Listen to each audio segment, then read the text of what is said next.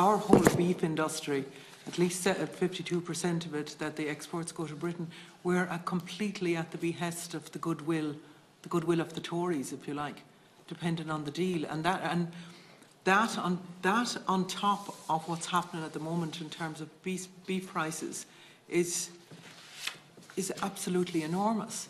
And what farmers are concerned about is, okay, while these discussions might be going on, they need to see something tangible there, something that can be drawn down at short notice, because you know yourself how long it takes to put schemes in place, whether it be through the IT systems or whatever else that's needed to do that. So if we're going to have a hard Brexit and we're going to have maybe 8 to 12 months without the supports being there, then there are thousands of farmers across the country that won't be in existence anymore. If I could sum up what Senator Conway-Walsh has probably made the point, our worst case scenario is 70% imposition of tariffs, obviously, is what you've mentioned. What work have we been doing to counteract that at the moment? That's what I'm trying to get at. I'm trying to get at what is there immediately come the beginning of April. You know, can you give reassurance to the beef farmers out there today that when we've seen how the Tories have handled Brexit so far, you know, it doesn't fill people with confidence, and we're really concerned that an industry that's already on its knees is going to be... We certainly share that concern. I suppose in terms of supports, we have had detailed discussions, as I mentioned, with Commissioner Hogan and DG Agri officials in relation to the various avenues of EU support that might be available, and obviously stressed the urgency of deploying those measures immediately if that worst case transpires. So the avenues we've been discussing with them include under the Common Market Organisation regulations, there are traditional market supports such as aids to private storage and public intervention, and there's also exceptional aid available under that regulation.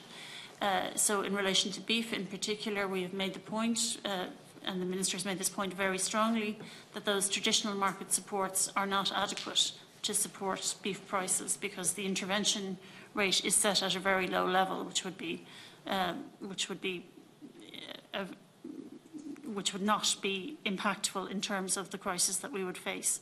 So we have focused very much on the ask there in terms of exceptional aid, and that has been deployed by the EU in the past. Particularly, an example that's particularly relevant is when the Russian ban came in 2014. That exceptional aid was used to help the Baltic states and Finland, whose market was basically wiped out overnight by the Russian ban. And there was a very rapid EU response and deployment of exceptional aid for those countries. The other avenue, apart from the Common Market Organisation regulation that we're pursuing, is the state aid regulations. As you know, there's state aid, there's general state aid, which is administered by DG Comp, and along with colleagues in the Department of Business, Enterprise and Innovation, we've had a lot of discussions with DG Comp on those general state aids for the processing sector mainly. And we've also discussed with experts in DG Agri in relation to state aid under agriculture guidelines and what flexibilities might be available there. There's certainly been a willingness on the EU to engage in those detailed discussions. Obviously, the deployment of those instruments would be urgent if the worst case transpires, and that is what just back in this minute. Carry on, let you finish. So, I mean, the Commissioner Hogan has reiterated to us the EU's readiness to respond and support Ireland, and we will obviously remain in close contact with both the Minister and the Commissioner and ourselves with officials on these issues as the situation evolves.